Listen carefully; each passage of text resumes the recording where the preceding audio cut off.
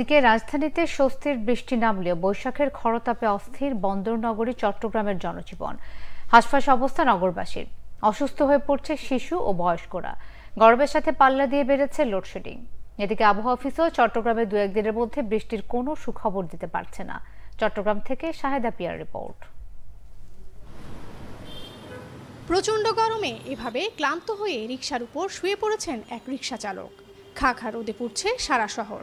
অসহনীয় গরমে হাঁসফাঁস অবস্থা। যারা নানা প্রয়োজনে ঘর থেকে বের হয়েছেন তাদের নিদারুণ কষ্ট হচ্ছে গরমে। সবচেয়ে বেশি কষ্ট শ্রমজীবী মানুষের। গরমের সাথে পাল্লা দিয়ে বেড়েছে লোডশেডিংও। ফলে ঘরে বাইরে সব জায়গাতেই ত্রাহি ত্রাহি অবস্থা নগরবাসীর। গরমের জন্য গাড়ি চালাতে পারতেছি না, কথা বুঝেন নাই। আর আপনার কারেন্ট তো বারবার চলে যাচ্ছে ঈদের পর থেকে। এরও গরম, বাসায় গরম, রোড সেটিং বাসায়ও থাকা যাচ্ছে না। বিদ্যুতের বেশি সমস্যা হয়েছে। আরো রাতে তো ডিস্টার্ব করে, দিনের বেলাও একই ডিস্টার্ব। গরম তো প্রচুর গরম, এই গরমের জন্য রিক্সা চালাতে পারতেছি না। মানে বাড়া একটা মারলে আর দ্বিতীয় আরেকটা মারতে মন চাইতেছে।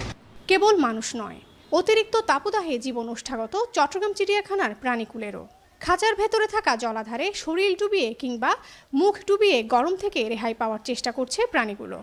পর্যাপ্ত পরিমাণ পানি রাখছি যাতে তারা পানিতে নামতে পারে, ডাটা যাতে শীতল থাকে। আর স্প্রে করা হচ্ছে। এছাড়া আমাদের স্যালাইন, ইলেকট্রোলাইট এবং ভিটামিন, মিনারেল পর্যাপ্ত পরিমাণ দেওয়া হচ্ছে।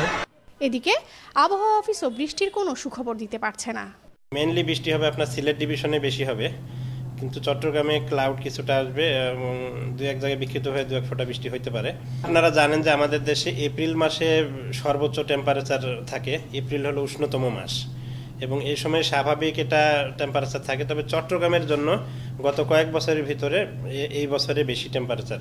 তীব্র দাবদাহে প্রয়োজন ছাড়া বাইরে বের না হওয়ার পরামর্শের পাশাপাশি শিশু ও বয়স্কদের দিকে বাড়তি নজর দেওয়ার কথা বলছেন চিকিৎসকরা। শাহেদা পিয়া, বাংলা ভিশন, চট্টগ্রাম।